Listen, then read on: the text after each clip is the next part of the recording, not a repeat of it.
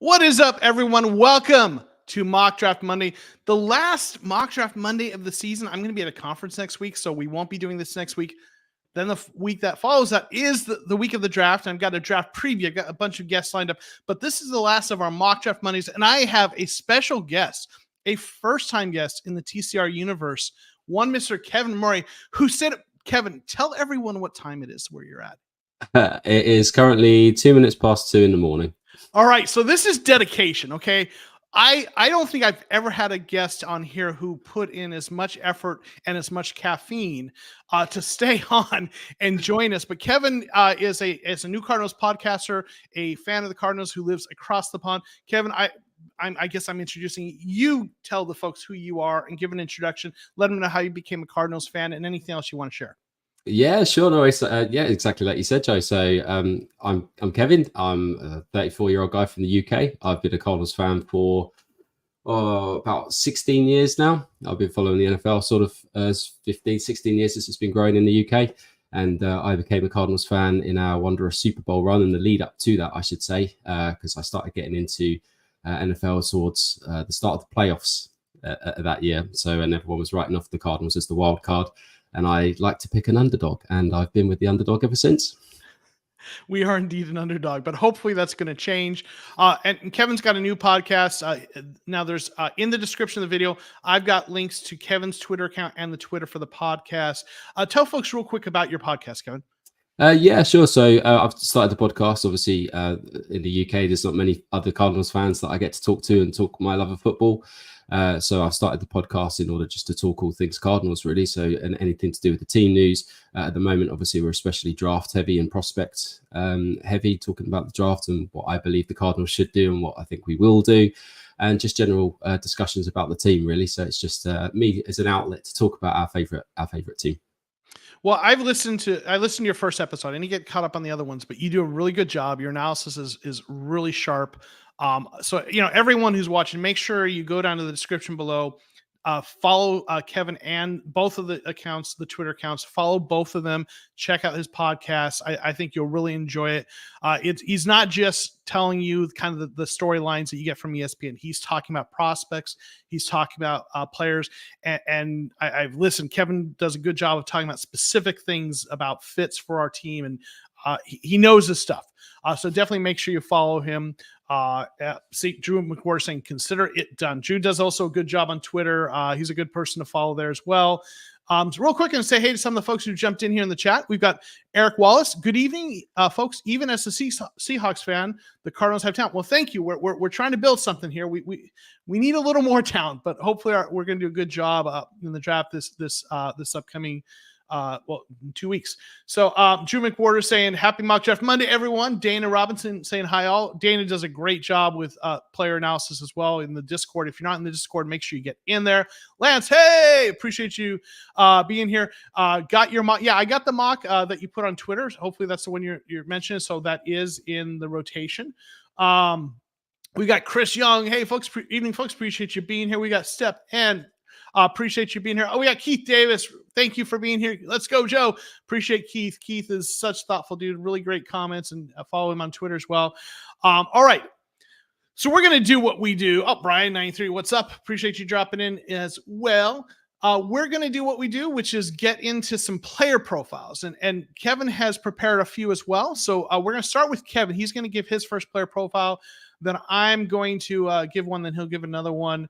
Real quick, Dane's got a question. Is the Let's Talk Cardinals podcast only on Spotify, or are you doing YouTube or something as well? Yeah, sure. So currently I am only on Spotify, but the deep dark depths of the YouTube is probably something that I will be branching out to very soon. But currently the only platform I do have my podcast on is Spotify, unfortunately, at the moment. Yes. Yeah. So watch for it to be in other spaces, but for now it's on Spotify, but I have a feeling it's going to be going elsewhere. All right. So, Kevin is going to we're going to go over the first player profile he's got. So I'm going to turn it over to Kevin, and we're all going to learn something about one Kamani Vidal. Yeah. So this is one player that sort of brought to my attention really when I was thinking about what we're going to do at the running back position. Obviously, we've got limited time left with James Conner unless we do decide to extend him. And I was looking at options really to sort of help bulk out this room. And there's just something about this guy that I just really love. If this guy was taller than 5'8", we'd be talking about this guy completely differently. We really would. Everyone keeps linking Braylon Allen to the Cardinals in multiple mocks that I keep seeing, just for the sheer size and power of the guy. But this guy is something else. You watch him just break tackles. It's like every time this guy touches the ball, you're guaranteed 5 or 6 yards after contact. He's absolute machine. He had 92.4 grade season just gone with over 1,600 all-purpose yards. It's 14 touchdowns, 18 receptions, 22 targets, 200 reception yards. So it does sort of lack in terms of obviously being a receiving back, but that probably does do the fact that of his height. But 93.2 rushing grade. It's just, I just love this guy. I don't know what it is. It's just something about him that he's just a little cannonball, and I love him. Yeah, and you mentioned the height, and like that never bothers me if they're built well. He's 5'8", but he's 218. So he's 218. Right? He's that's what I mean. He is like a cannonball. As soon as he's gone, that's it. Like I said, you're guaranteed to always get defenders bounce off him and get those extra yards after contact, and his contact balance is fantastic as well. The fact that he can just keep going. But like you said, it's not necessarily too much of an issue. But if I think about fits for the Cardinals, I kind of do. There is something I think about the running back position. I know it's not a massive factor, but I think especially with someone like Kyler, who is a bit of considered a shorter quarterback, I do think to have that sort of big-bodied back to sort of do that 1-2 punch with him, I think is a bit more of a better profile. But like I said, if you're not thinking about that, I just there's something about Kamani Vidal that just really just brings a smile to my face. Right. And I think we haven't heard a lot of talk about running back with the Cardinals. I think in terms of people talking about them outside of our community, but I really feel like running back is a position there's a good chance they take. We'll see. Maybe they won't. Folks are talking about, and the competition level you have to take into account. Absolutely. And Steph Henn saying he saw him versus K-State wasn't great there, and you look at that was one of his lower graded games. So it was his worst game. You never want to judge someone based on the worst game, but the competition is a question. But overall, if you play really, really well overall against that lesser competition, there's still something there. And even though you had maybe a few bad games, I mean, the grade of 92.4 is crazy. But the thing I always look at with running backs, that one of the things that I look at is that elusiveness rating, because that really, I think, is one of those things I know I've talked about this before. Contested catch is one of the things you look at with receivers, and elusiveness is one of those things that translates a little better than some other things. You've got some players that can just benefit from the blocking. So Dana's saying K-State was his worst game early in the season, and this is a smaller school. He and the O-line did a lot better against Duke later on, who were very good against the run, right? So that's also worth noting. So Michael Richard, thanks for being here. Hey, I'll appreciate that. So I think this is an intriguing prospect. And I'd love, as a day 3 flyer, right? Absolutely. Yeah, I'm not expecting him to sort of be like an early day 2 pick. I think he's a day 3 flyer. Absolutely. Yeah, for sure. Yeah, I love it. I know some people have talked about him before in our live stream. So yeah, absolutely. So I'm going to talk about Christian Boyd. This was recommended by Robert Moore. So shout out to Robert Moore. And this is the only reason I wasn't really going to profile him, and it's not because I don't like him. It's because we've actually talked about him a bit already. He shows up in a lot of our mocks. I think he's kind of everybody's favorite day 3 defensive interior lineman. But I decided, when Robert Moore, if you're in the chat or in the, let us know if you're watching, sent me a message about him, said, hey, you should really profile him. And I was like, I think I will, because this is a player, that we talk about. And the Cardinals had a visit, or there was reports that they're going to have a visit with him. A lot of people have. He wasn't at the combine, but he showed out really well. I think it was the Shrine Bowl, if I'm not mistaken, and he's performed really well against. In some of the pre-draft stuff. He's explosive off the line. Strong. Has his arm length is one of the limitations for him. Kevin and I were talking about this before we went on air, though. When you're looking at day 3 prospects, there's always a wart there. There's always something that if it weren't there, they would be a day 1 or day 2 prospect. but there are players like that what they do well, they do really well, and it ends up being enough for them to make an impact in the league, right? And his jump off the line and how explosive he is, I think, is his calling card. And that's the thing that I think gives him a chance as an interior defensive lineman. He's 6'4", 317 was at least what they have here. I haven't listed a day 3 projection. I'll talk about this in my mock draft. I think he's going earlier than our mock draft, where the PFF thing, he kind of falls into the 5th or 6th round sometimes. I think he's going earlier than that because there's just been so much attention for him. But you look at his PFF grades, last 2 years were outstanding, right? 2 years of good performance, 2021 maybe a little bit down, but you see that progress. Really good grades across the board. Not a ton of sacks, but again, interior defensive lineman, you're not going to get as many. Again, level of competition is a thing you have to take into account, but again, he dominated at that level. So I really like this player. Kevin, do you have any thoughts on Kamari Boyd? Yeah, I think, like you said, the level of competition has to be looked at, but 28 hurries is very impressive again for an interior defensive lineman. It's true pass set rush grade of 87.6. It's obviously that's what we're looking for, really, is obviously to try and bolster up that pass rush from the interior defensive line. And it's still a solid run defense grade as well. It's, like I said, I do see the limitations perhaps with the arm length to sort of get off those blocks for those longer O-line. But yeah, I think he's an intriguing prospect, absolutely. And like you said, I think there's been a lot of attention around him as well, which not just by us, obviously by many, many different teams. And I think that speaks volumes as well. Absolutely. Dakota Bedard just dropped in. Thanks for being here. Appreciate you jumping in. How you doing today? Every year, MDM. Thanks for being here. Austin Hoy. What's also encouraging is the fact he played over 600 snaps at that size. That's a good point as well, right? With bigger guys, you worry about the durability sometimes, and the endurance, and that is both. There's both the wear and tear on the body when you're bigger, right? And so sometimes those guys get injured, but there's also the endurance in terms of their conditioning. And the fact that he played that many snaps, at that size is telling you he's, does good job staying healthy and has the conditioning to play that, right? So that's a great point Austin brings up. Simon Sheed, good to see you, my friend. Happy Mock Draft Monday. So yeah, this is a player I really love. And we're going to get to another player on the defensive side of the ball that Kevin's going to highlight for us, and that is Mohamed Kamara. I don't know if this is almost like a flavor of the month type pick that I think everyone seems to be jumping on, but I was first sort of brought to the Mohamed Kamara's first brought to my attention by Brett Coleman on his sort of prospects to watch, and I thought I'll go back and I'll watch some tape. And again, it's to talk about size. Obviously, 6'1", 250. He's well built. He's stocky. Lacks the height. I think he's on a very low percentile for height for edge defenders, but this guy has a plan for everything. And I think he's such a technician at the pass rush, to the fact that he counts his steps depending on the counters he's going to use. And he's absolutely fantastic with his hands, and he just has an absolute relentless motor.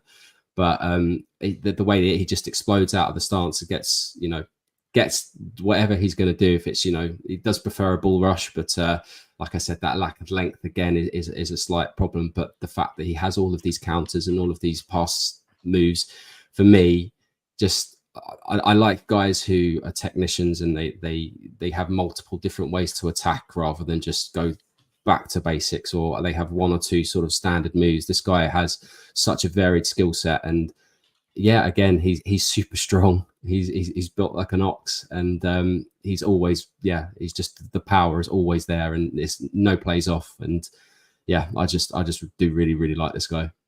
Yeah, there's a player, and I'm trying to remember his name, that it reminds me of a little bit, who in last year's draft, he was a small school guy who had a lot of production, but was sort of a guy that was going to go. He was somewhere in Michigan. Jose Ramirez. From San Diego State. No, he actually is Eastern Michigan. Oh, Eastern Michigan. Sorry. Yeah. That's right. I didn't know off the top of my head, but it reminds me a little bit of Jose Ramirez. He was a guy who was sort of a day 3 player. In fact, I'm going to look up his PFF stuff, but he was sort of a day 3 high sack production, but smaller program, right? And say Ramirez, and he looks like Tampa Bay drafted him. And going back to his NCAA stuff,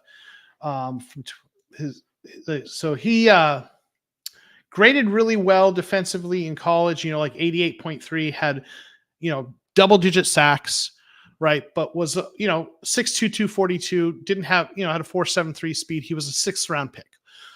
So there's always one or two of those guys that produce really well at a smaller school, and you want you take a chance on them, but often they have kind of some physical limitations. And sorry, I kind of I was so busy looking that up that I didn't go to what you had here. One of the things they mentioned is measurables, limit his finesse, pass rush potential, and ceiling, but he can be stout depth lineman, enjoys physical aspects of the position. You look at his grades, really good, double-digit sacks, right?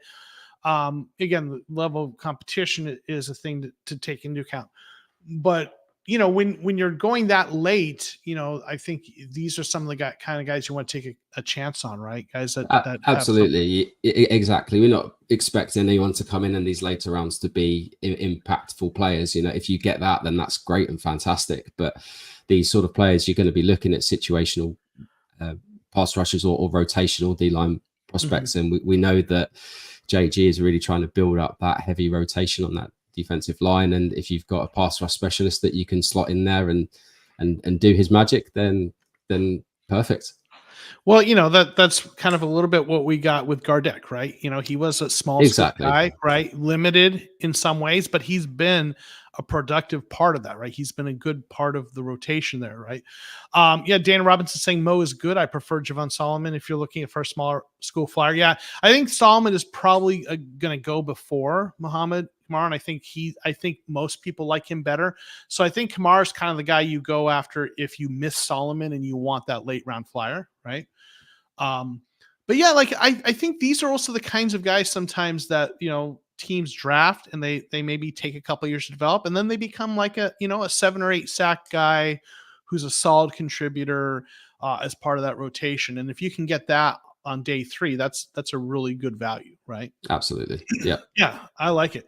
All right, well, we're going to get into the mock drafts, and Kevin's got a mock draft for us, so we're going to let him go first. And can go through with each pick, just kind of tell us something quick about the player and kind of your thought process with that pick and with the approach.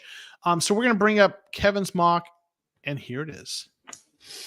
Okay, when I sent this over to Joe, I said I did quite a few mocks on what I was going to do for this, and there was one mock where I chose absolute chaos. I think with trading down and trading up multiple times, but I've decided just to stick and I just did one trade in this draft. If you guys listen to my pod, you will know that I am an advocate of MHJ. So obviously, round 1, pick 4, we stick and pick.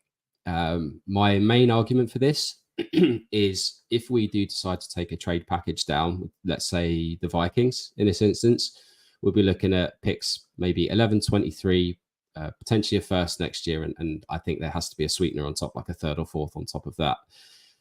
With Marvin Harrison Jr., he's probably one of what you could regard as the safest prospects this draft. He's being touted by everyone, obviously, as the best non-quarterback prospect in this draft. If you slip back to say 11, and if we don't trade up, the amount of pressure that you have on picks 11 and 23 to hit and be massive impactful players is huge. And rather than take that risk of trading back, why not just take the best player off the board who isn't a quarterback, which isn't a position of need for us. So that's why I stuck and puck. I said that last week too. Stuck and picked Marvin Harrison Jr. at 4. I was very, very fortunate for 27 for how the board fell on this draft, and I managed to take Graham Barton out of Duke, the tackle. Although he's a tackle, I think there's a lot of flexibility there. A lot of people are sort of projecting him to be potentially a center, but I'd prefer to keep him out there on the left and probably kick him inside. If not, obviously you've got a wonderful option for tackle. I think his size, he had an absolutely incredible pro day as well. I think he's the 99th percentile or it was a 9.99 relative athletic score, I think he got. So that's exactly what we're going to be looking for, those fast, strong, athletic linemen. And then I did my first trade back in the second round. So I sent pick 35 to the Falcons for pick 42, 143 in the fifth, and a future third. One of the things that I was quite conscious of in terms of what I think Monty is going to be doing is trying to build these assets up for next year. Currently, we're sat at, I think, 6 picks for next year. So I wouldn't be surprised to see quite a few trade downs this year to sort of build up that arsenal for next year as well. And then at 243, I took one of my favorite prospects in the draft, which is Braden Fisk. Again, the habit of short arms comes up, but again, this guy is fast, he's violent, he's twitchy, he's super strong, and I just think he's obviously, again, incredible athlete and showed that at the combine. Round 366, I went for Braden Trice, obviously trying to beef up this edge rush a bit more. He's not exactly a sack master, but he is very, very good at getting to the quarterback and creating those pressures. And obviously, depending on how we decide to build this line, that's going to be huge for us going forward in terms of pressuring the quarterback. And again, when you've got a good pass rush, it makes your coverage better and vice versa. So, and again, I moved on to Kyrie Jackson in the third, the second pick in the third. Very long, again, super athletic corner out of Oregon. Third pick in the third, I actually went a double dipped at wide receiver and I took Brendan Rice. Again, I think he's a very good route runner, and what's not to say when you're the son of the best receiver of all time. Right. And obviously, I do know that the Cardinals have had a 30 visit with him as well, so or had meetings with him. So I think that there is interest on there. Michael Hall Jr. out of Ohio State in the defensive line. I think he's one of the best interior pass rushing defensive linemen in this draft, and I think he showed that at the Senior Bowl.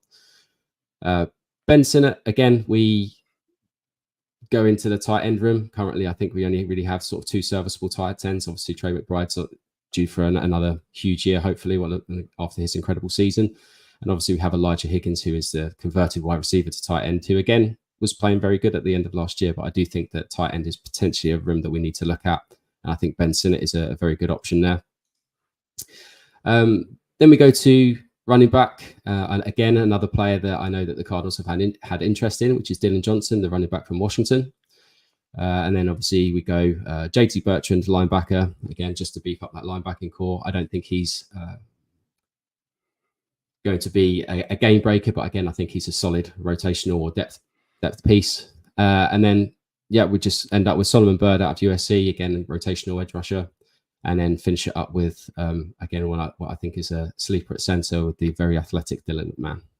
Yeah, I remember you tagged me on something that I did, and I obviously that he was like one of the first players, if not the first, I profiled, right, as a late round pick based on kind of that athleticism, that shuttle, right. So certainly as a player to look at there, I actually wonder if he's going to go earlier than the 7th round, based on that trade alone. Yeah. So yeah, I like it. Let's get some of the comments, and then we'll talk about this just a little bit. Mazaki Felix, he's one of the few people in the chat who consistently is against going receiver early. Most people are either Marvis Harrison Jr. or bust, or they are like me, which is as long as you get one of those 3 receivers, I'm okay with it. Right? Absolutely, I'm 100% agree with this. I do love Marvin Harrison. I do think he will elevate this offense. But if it was if we had to go to the 3, I think the second of my choice would be Rome Odunze. Yes, just because of the frame, the size, the route running. I think he'd be, and how he carries himself as well. I've been very impressed so far from what I've seen from him. But yeah, I can see why people say it. But I think the problem, I think one of the big things for the Cardinals right now is the fact that we are missing blue chip talent, and you have a perfect opportunity to add a blue chip talent to our roster who will immediately elevate that team. I don't disagree. For me, I think all 3 of those receivers are blue chip. I get that Harrison's the best. So for me, that's why I'm okay with that. But if they don't get one of those 3, I'm going to be frustrating. Yeah, if we do decide to trade down, pick up the assets, and still pick up one of the top three, don't get me wrong, I will still be happy with Yeah. either of them. They're all fantastic prospects. But if we come out of that first round without one of these top three receivers, I think the pitchforks will be at the ready. Right. So Mazaki Felix, one of the few people who doesn't feel that way. And Monty did, I will say that, like, New England didn't draft receivers early. They had an offense much more around the tight end, right? And also I think some of that was the fact that maybe Brady was having his connection with receivers was always a little tricky, right? Like only certain receivers really clicked with him. So, but I think Monty is going to go receiver early. I really do. And they've met with all three of those receivers and other receivers. Drew McWhorter loves the combination of Marvin Harris Jr., Trice, Jackson, Rice, Hall Jr., Sinat, Johnson, man, massive debut. So he really likes what you did here, especially those players. Dana's mentioning that Fisk, the medicals were ugly. So, if you get him at 43 and your doctors like him, like his health, and that's, obviously if the doctors don't feel good about it, they're not going to draft him, right? They've got to get that clearance. So if they take him, it means that they were okay with it. And if so, that'd be a great deal. Austin saying, I wouldn't be surprised if they trade back from 27 with the team looking for that 5th-year option. I agree. One of the things I've said is, I don't know exactly what the Cardinals are going to do, but one thing I feel confident about is they're going to do something that gets them draft assets next year. And I think there's going to be a trade back within the first or second round. One of these picks are going to trade back, even if it's just 4 or 5 spots, to get a second or third rounder next year. The New England philosophy has always been trade back and pick up future draft picks, because, you get sort of, the next year's pick is kind of discounted around, so to speak, is just kind of roughly what they say, so you get, if you keep doing that every year, then every year what you do is you come in with an extra second or third round pick or two, right? Which we have those extra third round picks this year from last year.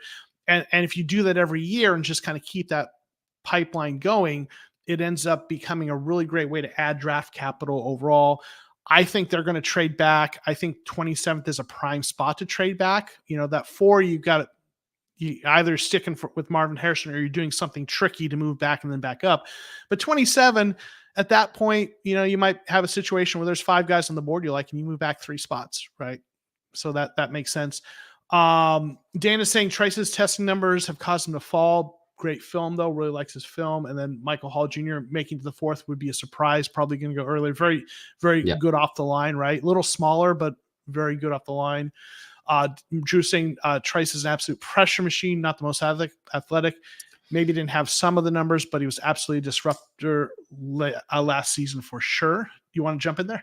Yeah, no, that's exactly what I was mentioning. Is his sack numbers weren't great, but his pressures were just absolutely through the roof. And you put on any of the Washington tape, and he's just in the backfield all the time. He's, like I said, he's not potentially the most athletic of edges, but he knows how to get there, and I think that's his best trait. Mm-hmm.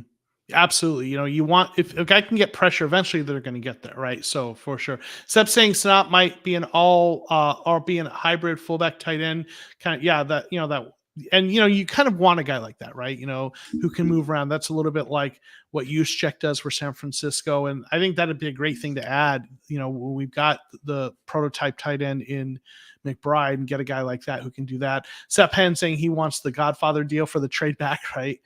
Mazaki Felix saying New England never had blue chip receivers either. They won more Super Bowls than I can remember. Yeah, that they also a guy named Tom Brady. So that's so much of it. But yeah. Monty, was he in Tennessee when the draft AJ, or was he still with New England then? I think he might have still been with New England. I'd have to double check that. Actually, the chart. Let's see. He was in New England. Or he was Tennessee 2020 through 2022. The almighty chart has that listed. So I'm not sure if you want to look up when. I don't have off the top of my head when he was drafted, but when Brown was drafted, but Keith saying, any idea what % of third round picks have made a second contract or been successful by intervention? I don't know off the top of my head. That's a good question. I don't know. Matthew saying that he wasn't there. Yeah, thanks, Matthew. So he wasn't there when they drafted. I didn't think he was. Yeah. Dana saying I wouldn't have gone with Bird there, as either Cole or one of the more athletic project would probably be there. Okay, yeah. So, all right. I mean, listen, I obviously Marvin Harrison Jr. love it. For me, Graham Barton, because I know the positional flexibility is a good thing in general, because if it doesn't make it tackle, then they make it guard. I think in the profile, they say center is the position they think he's most likely to take. I just think based on, the Monty draft strategy, based on the New England stuff, how they don't take interior offensive linemen before the third round. And I think if they're taking a tackle, they're taking a tackle who they're confident will be a tackle at the next level, right? So I probably, that's why I haven't really been taking him, but good prospect, right? Love the Braden Fisk. I love Kyrie Jackson. Like that's, I know, and that's one of the guys Brett Coleman really likes too. So yeah, a lot of really nice players here. So absolutely. Austin saying AJ Barner would be nice instead because more of an inline block. Okay, yeah, that would be a nice pickup too. Like you've got two receiving tight ends, right? The converted receiver, and then McBride's having more of a blocker would be nice as well. So yeah, so I like it. I like it a lot. All right, so when I do my mock drafts, there's usually two things I try to do. I try to include the player I've profiled, right? Christian Boyd. Most weeks I do that. But the second thing I try to do is just illustrate or demonstrate something, like a different strategy, a different approach, or what does a mock look like if we zig instead of zag, right? Maybe take one of our common strategies and throw it out the window and see what happens if we do something different. So, each from week to week, the mock drafts aren't always necessarily what I want the Cardinals to do, or even what I think they are most likely to do, as much as it's trying to show a look, right? And I think there's a lot of that in this week's mock draft, or at least some of it. And, it's not my favorite mock I've done. So obviously maybe Dana will love it this week. Dana's like my harshest critic, but also fair, because if she likes it, she likes it. If she doesn't, so we'll see what Dana thinks. But there's a couple things in this mock that I'm trying to demonstrate. So here we go. I did stick and pick. I've tried some trading back, but the trade back thing there, I've already kind of demonstrated that a few times, and that wasn't as important as some other things. So I went with Marvin Harrison Jr., kind of the chalk pick there. Then I did a trade up a little bit with that second pick, and I went with the tackle. And one of the things I've been saying for a long time is I don't think the Cardinals are going tackle early. I think they're going to go a tackle in somewhere between third and sixth round and develop, because they've got their two starting tackles, and they're not going to, use premium draft capital on a tackle when they've got their starters, and so on and so forth. And that's kind of what I've thought. But the Cardinals met with J.C. Latham, right? They've met with Ashanu, I think. They've met with tackles, and not just late tackles. And I'm just, and one of the things, and that they've said is this, the analysts, is that this tackle class is really good, right? And I just I'm now starting to kind of move back towards wondering, especially since they did meet with Latham and a couple other tackles, if the Cardinals are going to take a tackle, even though they've got their two starters right now, Jonah Williams and Paris Johnson Jr. I'm now just starting to wonder if they're going to do that.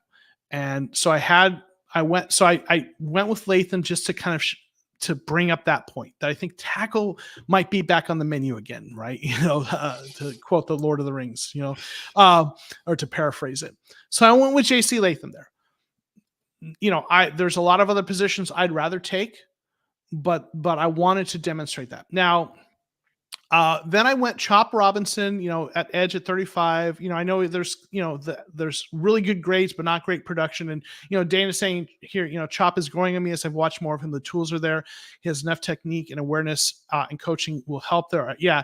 And here's another thing about this. And this goes back to the New England. And I know like the defensive system is the Eagles system, more or less, or at least from that lineage. So it's not necessarily that they're going to, in terms of what they look for, do everything like the Patriots. But the Patriots did, when it comes to edge rushers, they didn't always go after the Nick Bosa high sack rate guys. And, Chandler Jones was one of those guys. But they went after a lot of guys, like I think it was Trey Flowers and what's his name? They just signed him to an extension. I think he was out of Michigan, but Josh Uche. Guys who are good against the run and can rush the pass a little bit, but are a little more versatile and might not be the true kind of, racehorse pass rushers, but can set a good edge, can give you some pass rush and have some good traits. And Robinson just grades so well across the board. And he just seems like that guy who maybe is like the traits are there, the athleticism there. He's graded really well against the run and a lot of, in everything. And is a guy who's just going to be very productive as a player. And maybe the sack numbers will get there if he develops them. But if not, he's still going to be a versatile, solid player. So I went with him there. And then I went with Worthy. And well, Dana doesn't get him, right? We have Dortch for now, doesn't seem to match the preferred body type. I think Dortch is an exception because he produced. And let me say this, Worthy, there's other receivers I've taken. They did have a meeting with Worthy. So if you're wondering why I went with Worthy, part of it is because they had a meeting with him, right? So they have interests if they've met with him. He is real fast. Yeah, he doesn't fight for the ball. But I've talked about this before, that I think they need a speedster, and that speedster doesn't have to necessarily have all, everything going for him. But if they can take the top off the defense, it's still useful. I do think they're taking two receivers, and they met with him. So with Marvin Harrison Jr. as that true, alpha, and then they've got, they've got the guy, they've got Dortch, and they've got, Michael Wilson. This was sort of that guy who can run go route. So there's other players I've taken in other mocks at receiver. So if you want a different receiver there, that's fine. But I did want to do a look where they took a second receiver fairly early. Andrew Phillips, cornerback in third round. He is a guy they met with. So, and that's one of the things I'm also demonstrating here. Most of the players, not all, but most of the players, especially when I didn't have a player I was sure about that I wanted to take there, I went with someone the Cardinals have met with. Right. So Andrew Phillips is a guy they met with, a third round cornerback. I know a lot of us think they'll go earlier than that, but they might do that. They might wait a little bit later. Then obviously in the fourth round, Christian Boyd. Now this was PFF's, they graded it as a reach, as a D, but I took him that early. He usually is available if I wait, but I wanted to demonstrate that I think you might have to take him that early. Right. Pick 104. So that I wanted to demonstrate that if you're going to take him, that's probably what it's going to have to look like, right? Early on day 3 to get him. So I took him. Dylan Johnson, I took him like the running back. They've had a visit with him. I think he's the only running back that I've seen they have a visit. Maybe there's others, but so I took him. Michael Barrett, I don't think they've had a visit. They do like taking linebackers kind of later like that, right? So I went with, kind of the best one on the board.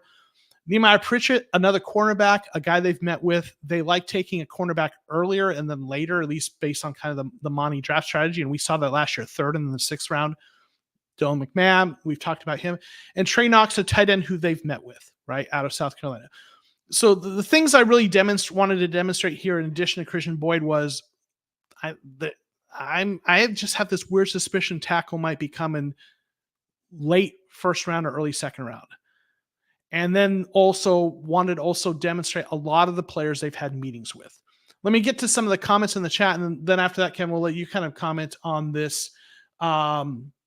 Let's see. Drew saying this isn't on you, Joe, but PFF still having Worthy last into round 3 is hilarious. He probably goes round 1, but no way he lasts past round 2. I think he's probably, late 1 or maybe 2. And that's a possibility. And then, so, you can look at, someone different there, plug in a different receiver. So that's fair. Latham equals Chargers. I'm dying on this. So he might, maybe if they trade back, at 5 would seem pretty early for him. But maybe they trade back and take him, right? Chop would be a perfect Zaven Collins replacement, provides more explosion pass rush, but does a lot of the dirty things Collins says. It doesn't always show up in the box. Absolutely. And that's kind of how I see it as well. Austin saying Worthy is a very flawed prospect. Speed is nice, but everyone knows he's very fast before he ran the combine. So it's very possible he drops to 3rd. Dan is saying, we already got that. Worthy is real fast, but doesn't fight the ball. We mentioned that. Yeah. Let's see. Matt's saying to Austin, saying that He's at minus 260 odds to go in the first round right now. No chance he falls to third. He was a fringe first round for the combine. People knew he was fast, but not that fast. Yeah, so he kind of faster than they thought. Never say never. Crazier things have happened, right? Yeah, Simon saying that they met with Latham and Olu prior to signing Jonah Williams. Latham seems less developmental than other options. That's a fair point. Yeah. Let's see if there's quite a few other comments. Jason, thanks for being here. Hi Joe, just get in, bud. Nice seeing you. Appreciate you dropping in. Robert Moore, good evening, gents. Ran a little late to the party. I threw a shout out at you for the player profile, but all right. Kevin, what do you think about this mock? I like it. The only thing I would say is the Worthy pick is slightly strange. I think Worthy's a very interesting prospect in the sense that he does have a first round grade on him currently. I think as soon as he ran what he did at the combine, everyone had him mocked to the Chiefs. But I think he's one of these players where people are counting for his speed twice, which is why he's getting overvalued. I don't think he's worth the first round pick personally compared to the other group, but I can't see him falling to the third. But I do really like the trade up for JC Latham. A lot of the time people are talking about, and we were touched on this earlier as well, about the Cardinals trading down from 27, or everyone's talking about us trading down from 4. No one has really spoken about us moving up from 27. And I think that is a very big possibility that we will be doing this year. And I think it would be either for a tackle or an edge rusher, personally. So yeah, I like the Latham pick. I actually do really like that. Chop is a player that is growing on me, but I do have concerns. I think he's one of these players who he's had somebody opposite him who has done a lot of the dirty work for him as well in Adisa Isaac, who I actually think is probably a more polished edge rusher than he is. I just think Chop is a freak athlete. And I think that one of the issues with him will be he can't just win off athleticism when he gets to the next level. At college, I think that's what he's been doing a lot of the time. But I think he's a perfectly moldable ball of clay in the sense that I'd rather have somebody like that you can develop and, you know, improve those skills rather than and be the athletic freak rather than somebody who might just be missing that little something that he can bring to the table. So I also love the Andrew Phillips pick as well. I've been looking a lot into him since I found out the Cardinals had a 30 with him. And I really like him. He's very strong against the run corner. And I think he just brings that bit of physicality back to that role as well. And yeah, the rest of the picks again. Yeah, Christian Boyd, obviously Dylan Johnson, and Trey Knox slipping in there as well, the tight end from South Carolina, which again, another 30 visit. So, or meeting, I should say. Sorry, not a 30 visit. Right. Yeah, absolutely. Yeah. I'm with you on some of these players. You know, I mean, I'm starting to like Phillips a little bit more, and Robinson. The low sack numbers were also a concern for me looking at him, but the grades and everything are so good, which tells me that he's doing something right. He just needs maybe a little more refinement. So yeah, a lot of interesting things. Again, overall, there's some of these things I don't love. I don't love taking tackle early, and if it's me, I'm not. But I think that is a distinct possibility. All right, in the B- area this time, Joe. This and the time I grade you really harshly are competing with one of your drafts where I thought every single pick would see the field in year one. That was okay. That's fair. Listen, this isn't my favorite mock. Like I said, I wanted to demonstrate a few things. So. Yeah, absolutely. So thank you all. Appreciate that. We're going to now do what you all are here for, right? We're going to show your mock drafts. And as I mentioned, this is the last week where we're doing viewer mocks. I'll be at a conference next week, and the following week we're having a draft preview. But we're going to go through, and Kevin and I each we're not going to go through every single pick with detail, but we're each going to maybe mention one or two picks that we really like or that we question, right? Yes, the final mocks. Dun, dun, dun. So here we go. Let's get to it. The first we're going to look at is Judice. I haven't seen him in the chat yet, but hopefully he's here, or at least he'll watch later. So say hey if you're there. So he did a trade back, got Roma Dunze at 9, which is really like I think that's a possibility. I just don't know if you can go that far back and still get him, but love that, right? Getting he did, I think he did a trade back, then a trade back up, if I'm not mistaken. So I love getting the extra draft capital than him. Jerzon Newton, Kool-Aid McKinstry, edge rusher Chris Braswell, guard Christian Haynes, Devondre Sweat, who, based on the news of his DWI or DUI maybe dropping, Ray Davis, halfback, tackle Christian Jones, tight end Ben Snott, center Drake Nugent, quarterback Kamal Haddon, and then safety out of Air Force Trey Taylor. So give me a player or two on this that stand out to you. Christian Jones, tackle from Texas. Talk about him. Yeah. Really good Senior Bowl. I think he has actually just been a very solid player. And I think, again, he's a potential to be dropping maybe because he isn't perhaps the most athletic, but the thing you've got to think about is when he goes up against competition, and he did that at the Senior Bowl, and he was arguably one of the best tackles there. Obviously, all the eyes were on Fuaga and Tyler Guyton, but I think Tyler, was it Tyler Guyton I'm thinking of? But one of the other top 25 tackles were there, but Christian Jones to me really stood out. So yeah, I really like that value of that pick there in the fourth, and then Johnny Newton at 23. Again, he's the best interior defensive lineman in this draft. Yeah, I really like this mock, and getting a lot of comment like, Dane's saying my usual distaste for Kool-Aid aside, this is fairly solid. Again, I'll ask anyone how no one knows how old Trey Taylor's, the Air Force player. Yeah. Lance, both yours and Kevin's were good. I like the variety of each, but all good players. Judai looks like an A+ draft, though, to be honest. Yes, Guyton is I think he's saying that's who you're mentioning. Okay. Yeah, I really, really like this draft a lot. I mean, again, trading back and still getting Rome Odunze and getting that added draft capital, right? Really love that. Love getting Jerzon Newton. And listen, I'm a little higher on Kool-Aid than Dane is, but there are other cornerbacks you could plug in there, right? So if you want a different cornerback there, and then getting Braswell, solid edge rusher, getting a really good guard, Sweat's probably off, Sweat is probably off Monty's board, but then Jones, get that developmental tackle. Sanat, we've talked about getting a halfback in there. I really like this, but yes, Brian's saying North Storm Duck, right? Right. Yeah. Braswell overshadowed by Dallas Turner's bull rush a bit, but he is a much more rounded player. He plays run better, isn't bad as pass rusher. Yeah. Like I think he's a solid guy there, right, to look at. So yeah. Yeah, absolutely. Drew saying, that's it. I give up. Convinced Trey Taylor's lab-born experiment by the Air Force, hence no record of his age body, right? Michael likes the draft as well. So yeah, Judah, you did a really good job with this one. So definitely like it a lot. Next up, we have Lance, who was in the chat. Now he did just days 1 and 2. And the first 3 picks, same, right? Harrison, Newton, McKinstry. Then he went with Baron Trice, Kyrie Jackson, and then Brendan Rice. So what stands out to you here? Again, I think the Kool-Aid pick is such a polarizing pick for the Cardinals fans. Like I'm a fan of Kool-Aid. I really am. I just think that he's been slightly overshadowed by Terry and Arnold this year. But again, for me, it's Johnny Newton. But he's not falling to 27. He's not. I don't think he'll make it out of past 20, maybe even 20. Yeah, the way that he's going.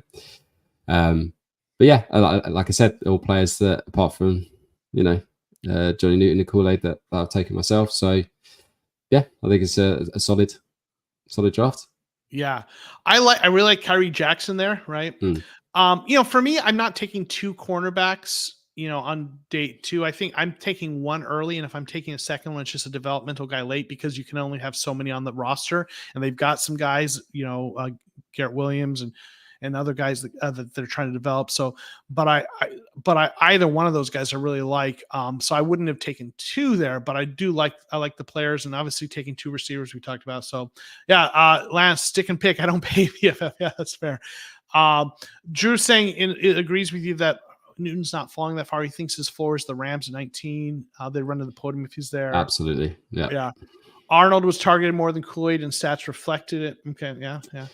which Exactly, and I think this is a problem of sort of prospect fatigue a bit, because Arnold was targeted more than Kool-Aid because Kool-Aid shut down that side of the field from the previous season. So I think it's one of those. Like I do like Kool-Aid. Do I think he's an out and out CB1?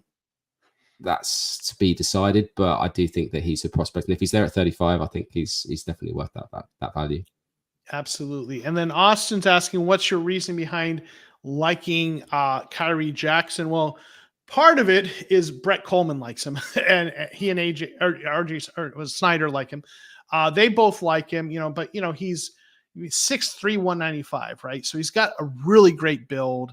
He played reasonably well, graded 80.5 last year. Certainly I'm a big fan of what they do over at the Bootleg podcast. So, when they are really high on a player, that catches my attention. So, a guy with those physical traits who played well at a college program where it's not Bama, it's not in the SEC, but the reasonably good level of competition, and a guy with 6'3", 195 with those traits, that if you can getting that guy in the third round, who probably, I think he'd go more late second round, but if you're not going cornerback early, if you're going to wait on cornerback, this is the guy I like best in that second tier. So that's kind of my thought process on that. Let's see. So yeah, next up we have O-Cards, who's got, let's see. He's got some trades here involved, but he did stick at 4. Got Marvin Harrison Jr., then Cooper DeJean, the cornerback / safety. I think he's going to play cornerback, but there's some question if he has that versatility. Then we've got Jerzon Newton, Cooper Beebe, Brandon Dorless, Brendan Rice, Jeremiah Trotter Jr., Braylon Allen, you mentioned him earlier, Javon Solomon, Mason McCormick, who I don't see going that late, but then Gabe Hall and Garrett Greenfield. What stands out to you there? Let's have a think. So I like the McCormick pick. Like I said, I don't think he'll be available that late. And then Cooper Beebe as well. I think the Cooper Beebe pick is an interesting one, because I think a lot of people are solidifying him as probably the best left guard this draft. But I don't know if the league is seeing it that way as well. I think I don't think he's particularly athletic, but again, you put on the tape and he's just a powerhouse. So I like him, and I like the Javon Solomon pick as well at 138. I think that's good value there. And then I'm not a massive fan of the Jeremiah Trotter pick. Yeah, to be honest, I think he has his limitations, even though the bloodline. I'm not a massive fan of his game. Yeah, the Cooper Beebe one, I'm with you. I would have him in my mock drafts. And a lot of people really like him because he's graded so high. But when I look at him, I'm with you. The profiles talk about his limited athleticism. He's 6'4", 335, right? So to me, he seems more like a power gap kind of run scheme sort of offensive lineman. And and the Cardinals play more of a wide zone, a lot of different zone. They kind of play a lot of different zone concepts, but kind of based on that Shanahan wide zone. And I did a video about that last year, and typically what I look for are the athletic interior offensive linemen in general that are athletic, who can pull, especially those guards and centers. And listen, he can, but I don't think he's going to do that as well as some other options. And you take into account that the Cardinals, or the Monty draft strategy, is don't take into your offensive line terribly early. As third rounds, in that draft chart, they took 1 in the third round, only 1. So I think it was like Shaq Mason or someone like that, really good. And the rest, it was 4th round. A lot of 4th rounders are later. And you're going to have, if they're going to go for guard, he's a guy that based on the draft kind of rankings and where he ends up being in mock drafts, everyone's thinking a 3rd rounder. Maybe he goes a little later than that. But if they're going to go early, 3rd round is early for interior offensive line. And I don't think they're going to do that for a guy who isn't a great scheme fit, right? They're going to Mason McCormick's a better scheme fit with the athleticism. So if they go 3rd round, that's the guy I'm going for. BB, I think, is just a better fit for a power run scheme, and they're not going to reach for that in the third round for me. And Seb saying, he's versatile, right? And looked more athletic the year he played tackle. So, I mean, maybe they like that and they think he can slim down and do that. But I'm with you on that. That for me is just a pick that I'm a little, not that I'm not saying he's a bad player, but just it doesn't make sense to me draft strategy wise. And yeah, drafting 2 guards when you just drafted one last year seems unlikely, so taking 2 there. Yeah. Real quick, let me get to some of the other comments. We have some folks who jumped in here. Dakota, I'm not sure that I got your mock draft. And I just, let me apologize for that. I think you probably sent it so early and maybe I missed that because I didn't get in here. So I apologize for that, Dakota. I'm really sorry about that. Let's see. Dana said, okay, wait, we're going back. I tracked down his high school graduation class 2018, senior 4 years of college. So he's either 2023. That's, I think we're talking about Trey. So she might have solved the mystery of the Trey. All right. Russ, thanks for being here. Sorry, I couldn't contribute this year, but this is my take on this draft. So he's got a comment here. Sorry, fat fingers. It was always pushes the send. Oh, when I try that space. Okay. I would draft Marvin Harrison Jr. unless he's off the board, and then I take trade down and try to get one of the other 2 prime wide receivers. I would not trade out of number 4 if Marvin Harrison Jr. is there. You say draft stock and get guys like him. Okay, yeah, that's fair. All right, and then Drew saying best guard Christian Haynes in my opinion killed the Senior Bowl, showed them SEC boys what's up, but I do like BB. Mark saying I also like getting one of the top cornerbacks later in the first round or early in the second. Okay. Robert saying strong overall, not a fan of the quarterback taken so high, grade B. Okay. Dana saying Newton, Dorless, Michael Hall, and Dwayne Carter all throw offensive linemen into the air. I covet them all. Okay. Oh, this is you. Okay. Michael Richards. So awesome. Appreciate that. We got Mikey. Thanks for being here. If we don't get Marvin Jr. due to trading back the pick, give me Brandon Rice and Tariq Owens, stars in the making. Okay, you really like them. Okay.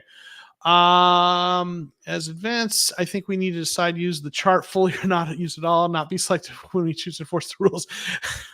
Well, the chart is, the chart's not a rule. It's just, it's an opportunity more than anything just to, taunt people, right. But the thing is, like, I think it's a guide, but Monty will probably deviate from it at some point. Now, he didn't last year. Every pick fit the draft chart that I had, but we'll see. All right. Cards, very good mock. I like it more than mine, honestly. Okay. Next up, we have Brian Sinister, I think was in the chat. He got some trading going on there. He got Marvin Harrison Jr., Terrion Arnold at 22. That would be awesome if that happened. I don't think he's going to last that long. Tavondre Sweat at 44. I don't think he's going that early now. But Cooper Beebe, again, Jonathan Brooks, running back out of Texas, Cedric Van Pran, center, Brendan Rice, Blake Fisher, tackle, Eric All, tight end that I know Dana really likes, and James Williams, safety out of Miami. All right. Anything you want to kind of mention on this one? That first round trade is never going to happen. I don't think Howie Roseman is ever going to pick up the phone to Monty Osifort ever again.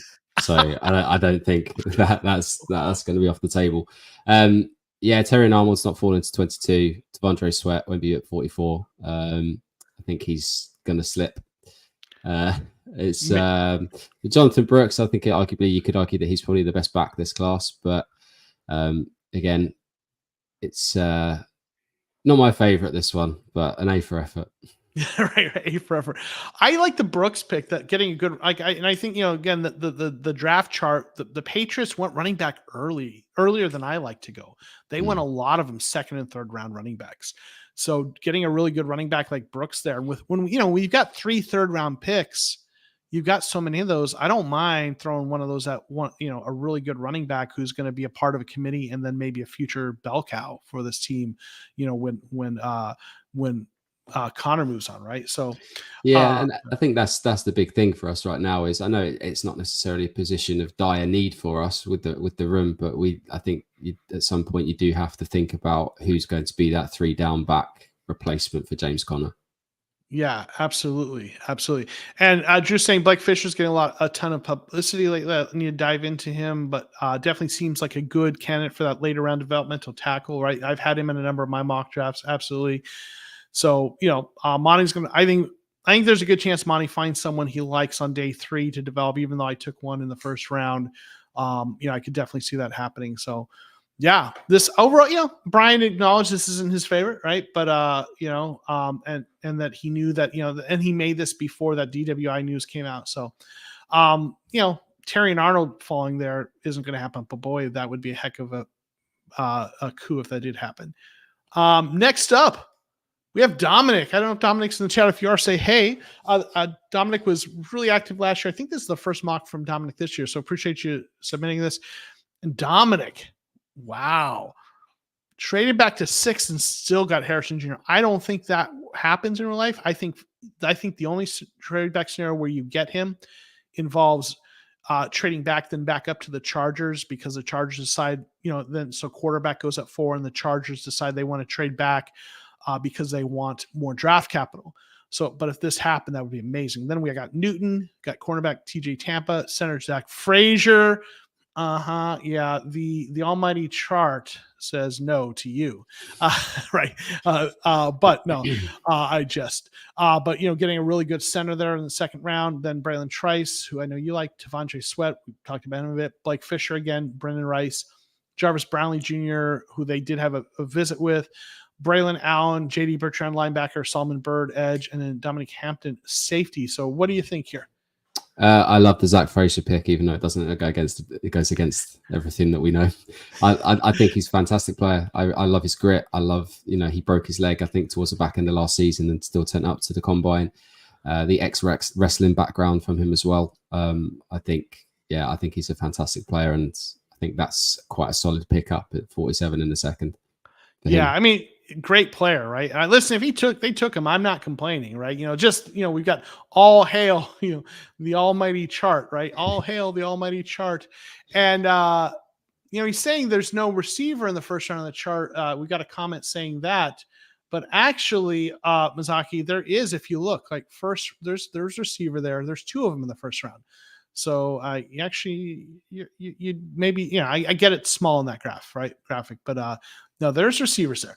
But yes, all hail the almighty chart. But yeah, no, listen, if he goes against it and takes a great player like that in the second round, especially, it doesn't bother me. I'm leery of centers in the first round, but in the second round, I can live with that for sure. Okay.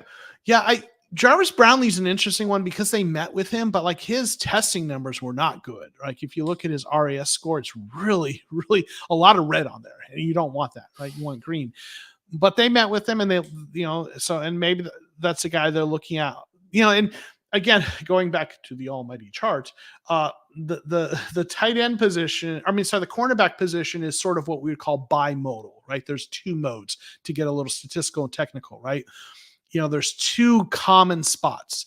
They really liked cornerbacks in the second round, and a little bit, see one in the first 3, a couple in the third round, but around that second round, roughly, is a target spot. And then they like taking another one 6th or 7th round, right? So the Patriots kind of way was to get a kind of a guy to become a number 1 cornerback early, and then a guy later who you could kind of develop. And you look at that, Garrett Williams was the early one. They got him in the 3rd round. They got a discount because of the injury, but he was a 2nd round talent, I think, pretty clearly, I think people would say.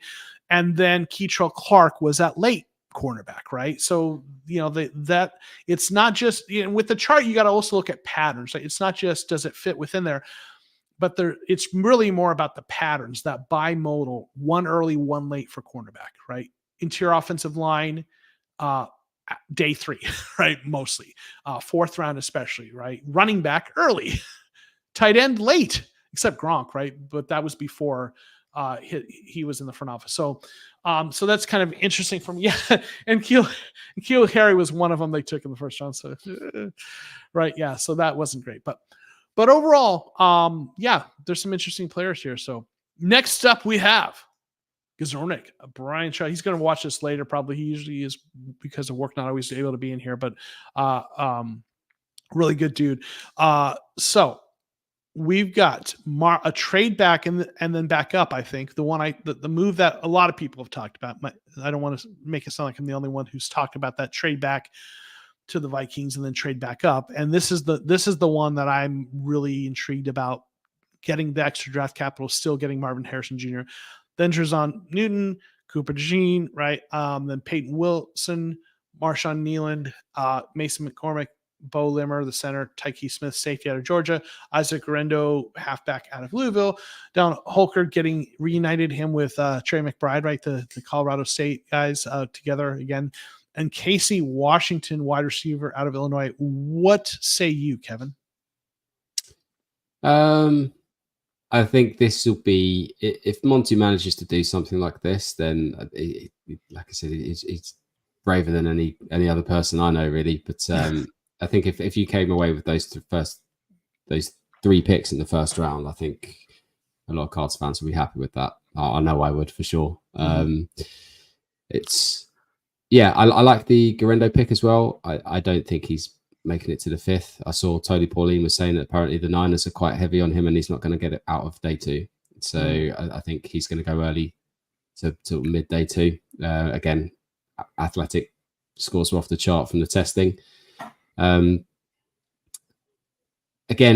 Peyton Wilson, linebacker, it gives me PTSD picking a linebacker that early. The only difference is the fact that it's the second rather than the first. But it's fits and needs. But yeah, I think that first round is the winner on this. Yeah, and I've taken a lot of linebackers early in my mock drafts, like second or third round, and I philosophically I like doing that. First round I don't, right? And Keim, and then also didn't exactly nail those, but like I like taking a second or third round linebacker because that's where you get like a top 10 linebacker, and you just need one of those guys, and then the second linebacker and third linebackers on the roster, you can kind of get those in day three or develop them. But I like having one of those guys, so I don't mind that. But all the injuries that we've talked about a little bit, about Peyton Wilson's a little bit of a concern.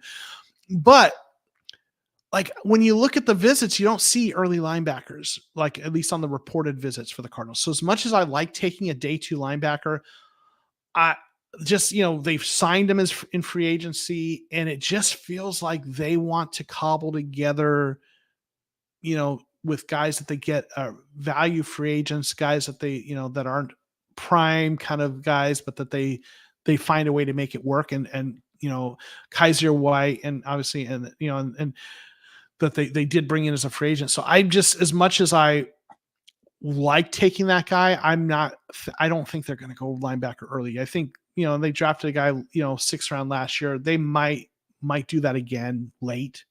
Right. But I want to, and Dan is mentioning Tyke Smith for Buda Prentice, right? And I've been on the train that I think they're going to take a safety somewhere, because last year, they had Sasheri, I always mispronounce his name, as their third safety a lot of times. And, I think they need to get a guy who, can be a developmental to become Buda's replacement at whatever point he moves on, whether it be next year or later, but also a guy who can play now as, when they're going those three, those cover three or those three deep looks. And, so I don't, and anyone on that Georgia defense is worth a look, right? So they put really good players out there. So I think that's a really interesting one. Let's see. Sure hope we don't saying Arizona trades back to 11. They're not trading back up to get a receiver. I don't agree with that, actually. I think last year we saw they traded back and then back up again, or traded back then up, right, to get Paris Johnson Jr. And I think it's a distinct possibility. But Kevon was playing well. I was sad they cut him. Kevon Wallace, right? I loved big nickel packages. Jordan Thompson, bye-bye. I hope not, right? But yeah. Or Jalen Thompson, is that who you meant? Just kidding. Yeah. All right. So Tyke Smith, I want to kind of mention that, like the Boot Apprentice, right? That's kind of an interesting one here to get a safety somewhere. And I think that's a really good spot to get one somewhere on day three, right? So, yeah. So let's go to the next one. We've got Breadstick Daddy, Austin Hoy, who I know was in the chat today, and he's got the trade back to 11 and still getting Rome Odunze. I don't think you can get Rome at 11, but boy, if you pull that off, yeah, I love it. Then you've got Latu, then Drazon Newton. Then we've got the cornerback Rick Stroud Jr. in the second round. Jalen McMillan, who they had a visit with, right? So like, like for example, with mine, if you don't like Worthy, that's the other guy you could look at there, right? McMillan is another guy. Then Braylon Trice, got back-to-back Washington guys, Bo Limmer, Kalen King, AJ Barner, and Steel Chambers. Great name there, by the way, Steel Chambers. It is. It deserves more than a 6th-round pick for the name alone. Him and Storm Duck just both need to be. All right, who do you want to highlight here? Let's talk about Latu. I think he is arguably the best pass rusher this year. I don't think he'll even be on the Cardinals board this year. Yeah. I don't. I just think the medicals are just too much of a red flag. One of the biggest things that we can say about from what we've seen from free agency is the fact that they've been targeting guys who play games and stay healthy. The best ability is availability, I think, is the mantra that they've sort of been approaching. And I don't think, as much as I'd love to have a player of his caliber on the team, especially in a position of need, I just don't think that they'll risk the medical retirement due to a neck injury. I think they would have struck him off the board. But like I said, if Odunze's there at 11, then I don't know how that would have happened, but that would be fantastic. But I also, I like the McMillan pick as well. I think McMillan is the second option for receiver that we take this year. I think we could do a lot worse. I think he's quite underrated in that receiving core that they had in Washington, and he knows how to get open, which I think is invaluable for obviously receivers, but especially for our receiving core, which has struggled with that over the last few seasons.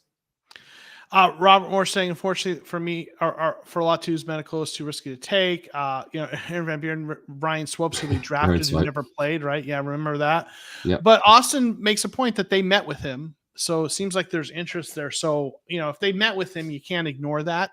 I think the Cardinals have shown a willingness to take players with injury issues. You look at Garrett Williams and Michael Wilson, but they took them both in the 3rd round. Right. And so that's where they're, in the 1st round, I think you tend to be more risk averse. Right.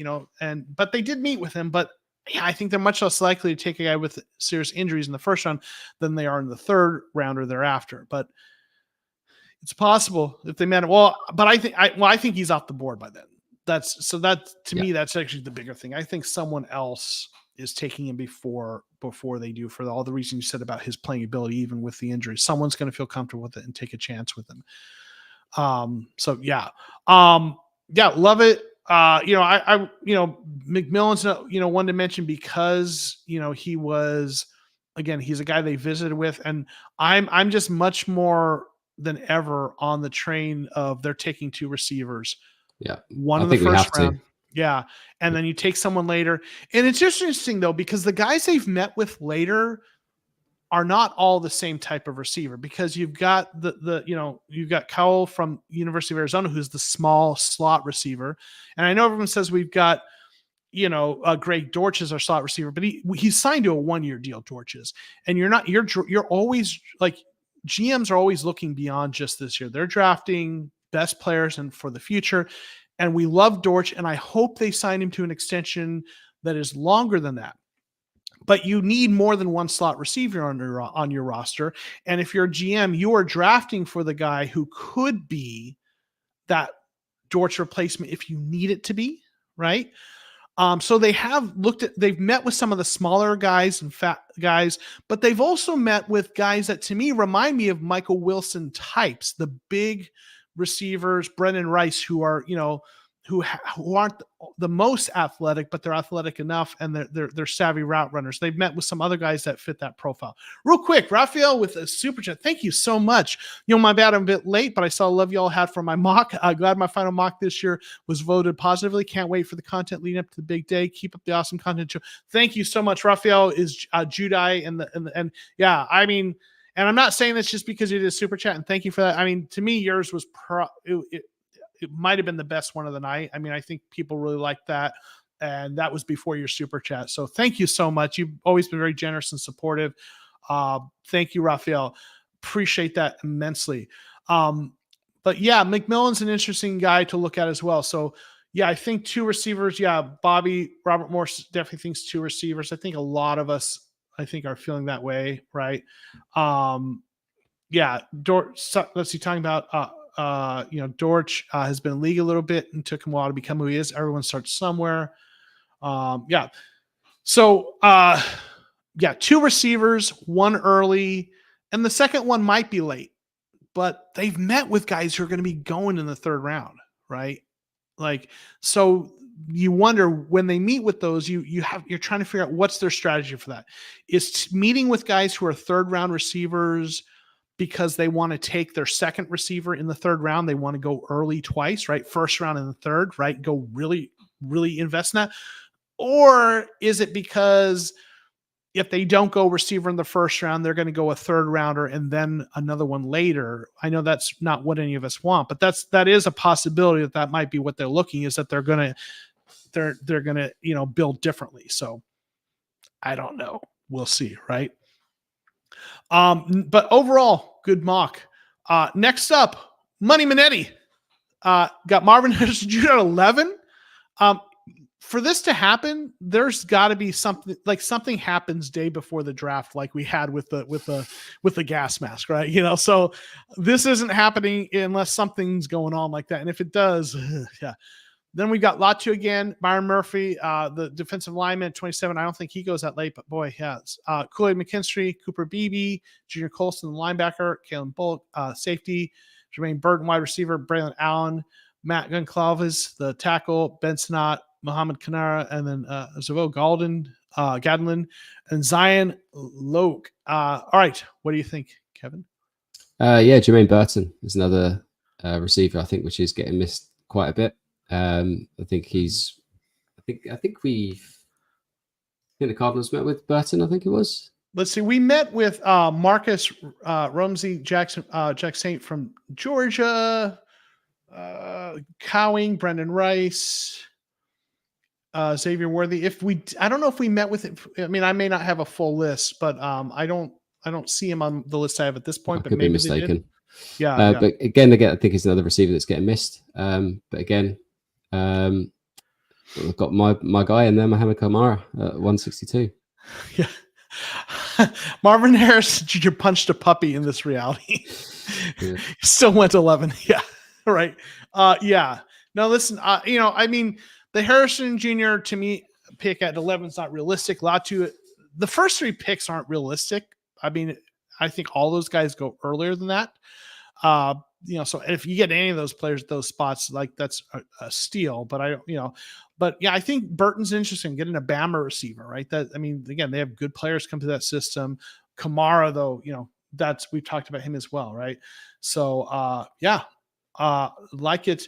Yeah, Allen is big. We've talked about Brandon Allen before. I'm not big on him. And I know you're not as much either. I mean, the athleticism is there, but I think maybe we're underrating the vision and the other things that aren't necessarily quite there, right?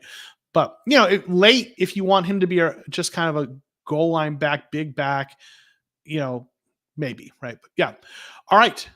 We got Bobby Moore, who's been in the chat. All right, we've got Marvin Harrison at 4, Newton at 27, Braylon Trice at 49, Cam Hart cornerback at 66, Trey Benson, Ben Snott, Mason McCormick, Christian Boyd talked about. The receiver I just mentioned that out of Georgia, Marcus Rumsey Jack Saint, that they met with, Tyke Smith again, JD Bertrand, Nehemiah Pritchett cornerback. What do you think here, Kevin? I think interesting pick is Cam Hart, the corner out of Notre Dame. I think he's slightly larger on the corner size. I think he's 6'3" or 6'4". But again, he's had impressive testing and a really good offseason. But yeah, again, it's quite a few similar names here: Christian Boyd, McCormick, Sinnott, or Sinnott, I should say, sorry, and then Tyke Smith again. Yeah, the Cam Hart's an interesting one. You mentioned, similar to Kyrie Jackson, right? Big, right? 6'2", 207. So ideal size. He graded a 3.3. Notre Dame plays some decent programs, right? So it's not, the competition level's pretty decent. So if you're going that a little bit later for cornerback, that's not a bad guy to look at right there with the trait. So yeah, I'm with you there. So yeah, that's kind of who stands out to me as well. Then we have Simon, who did a something a little bit different, right? A full first round draft. So just, I'm not going to go through every pick, but point out that he's got the Cardinals trading back to 8, and Malik Neighbors somehow is there in the one he did. Maybe he did, he probably made every pick, I'm guessing. So this is kind of how he saw it playing out. I'm guessing. Simon, let us know if I'm wrong about that.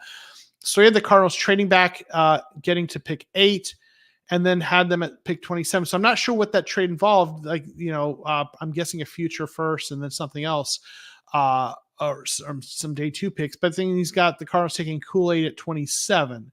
And he's got a number of other things going on here. Obviously, the whole first round. Not going to go through all of it. Chop Robinson going in the first round, so that's interesting. So what do you? Yes, he made all the picks. He's saying so. All right, what do you think of what he did here with this first round? And if you want to talk about any of the other things, like quarterbacks 1 through 4, right? Yeah, quarterbacks 1 to 4. So it seems like, I guess we went to 11, then traded up to 8 with Atlanta to get Neighbors. So yeah, again, I think if we could do something like this, if we do trade down in the first, I think this or an option of this is what we would need to do to trade up to get one of the 3 receivers. And then, Kool-Aid at 27. Yeah, I think the surprising one there is Fuaga dropping to 26. I don't think he's making it out the top 15, to be honest. But yeah, I think, in terms of the Cardinals picks here, coming out with Neighbors and McKinstry, again, I'd be happy with that, and obviously picking up future capital as well here. Yeah, Simon's saying Cardinals get 3 first from Vikings. In hindsight, might be too rich to give back 2 for moving up, but I'm in my opinion, we're still netting positive with the dust settles.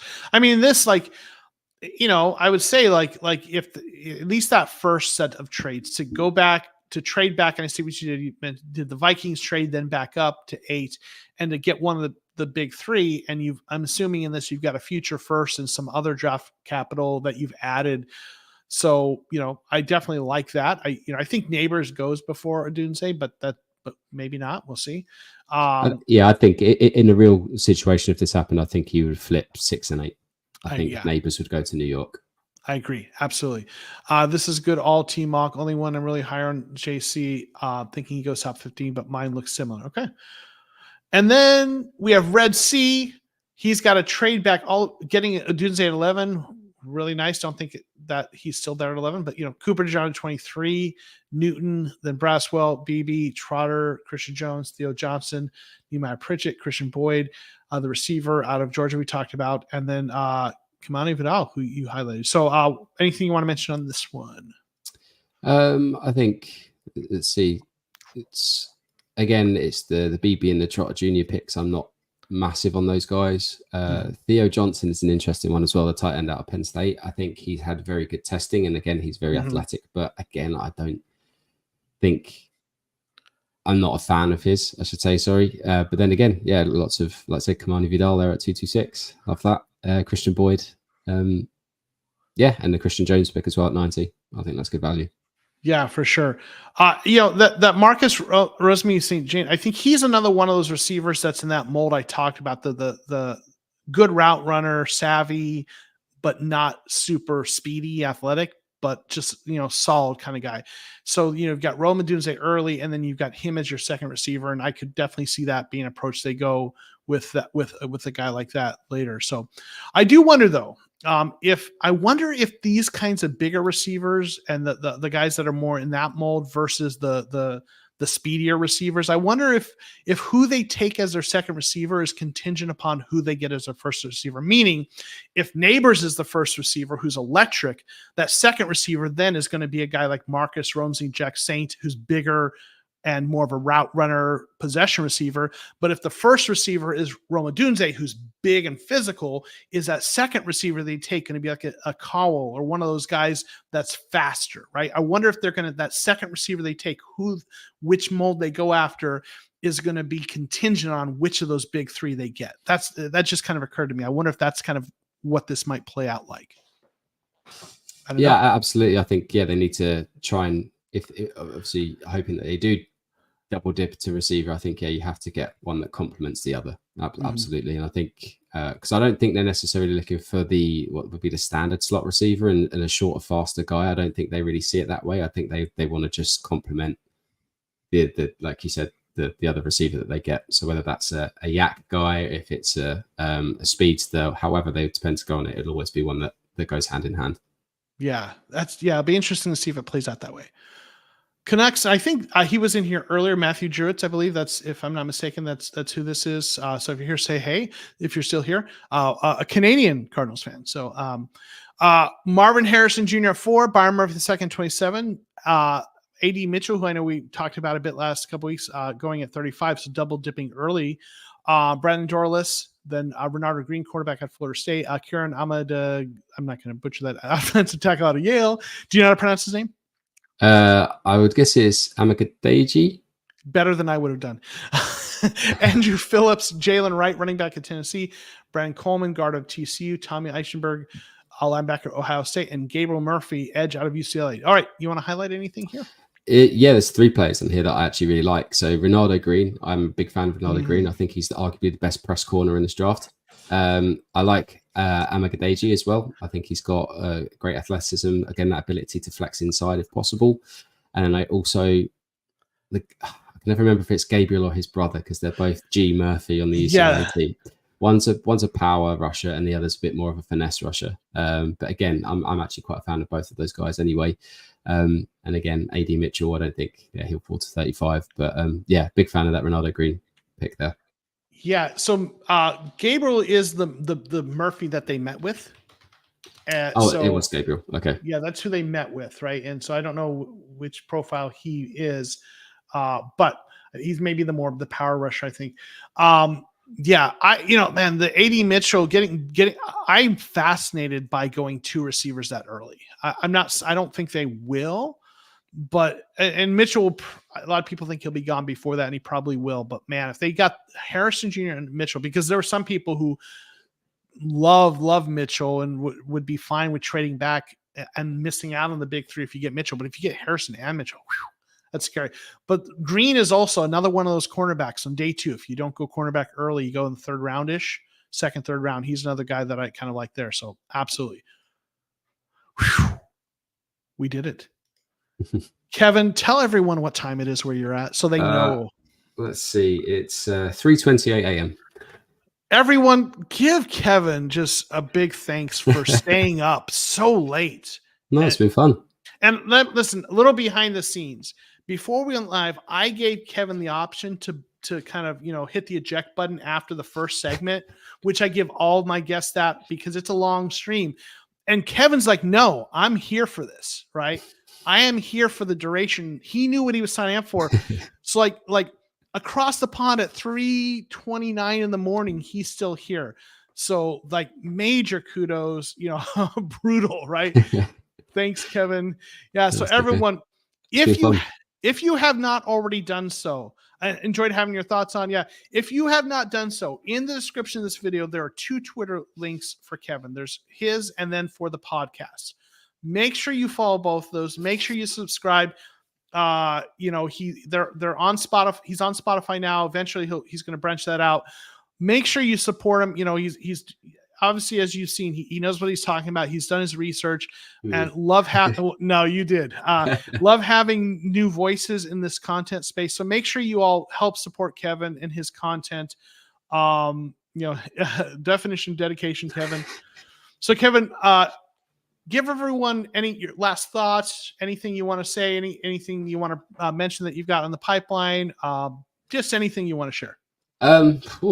Anything in the pipeline at 3:30 in the morning, up for work in 2.5 hours. But I think, it's been great. Like I said, I'm just really looking to sort of expand the network of Cardinals fans, internationally, wherever that's going to be. I just want to sort of get out there, and obviously I'm using this as a bit of an outlet to talk about my favorite team, and doing things like this is fantastic. So thank you very much for having me on, Joe. It's been great, and I'm just so excited for the draft this year. I really am. I think this is most excited that I've been in a long time for the draft, to be honest with you. And seeing what Monty did last year has just got me even more amped up this year to see what antics are going to be awaiting us for. I think that first round is going to be very interesting this year. I'm more excited about this draft than probably any I've been in a long time. Any I can remember. Yeah, absolutely. Real quick, Seb's got a question. How do you start? I know you mentioned this briefly, but how do you start Oh following yeah, US football? yeah, sure. So obviously it's getting a lot bigger in the UK now. Obviously, especially as we've got pathways, a lot more access to content in the UK, and especially obviously we've got things like the IPP program as well, the International Pathways Players Pathway. Obviously, a couple of guys from the UK are getting over there this year, and they've done very well. So obviously the exposure to it is getting a lot better. But I started getting into it when I was around college. So when I was about 18, 19, I started just following it as on the side, and I really got into it. And over the last probably 4 or 5 years, that's where I've really sort of got into sort of analysis of players and things like that, where it's probably taken off a bit more than it had previously. But yeah, that's how I got into American football, was just through interest of sort of learning new sports, and it really intrigued me at the time. So Cat alert! Not hearing a word you're saying. yeah, so the freeloaders on the sofa. Right. I love cats. So, listen, Kevin, thank you so much. It's been a blast. We'll have you on again. Maybe especially if we have something that's not so late. But, and we'll definitely catch up with you around draft time. Yeah, definitely. And do this again. So thank you, everyone. We're gonna do our channel member shout outs and the theme song, and then we're gonna get out of here. And Kevin's gonna go sleep or try to, and then go to work. Yeah. All right. Thank you all. We'll see you later. Peace. Thanks, guys.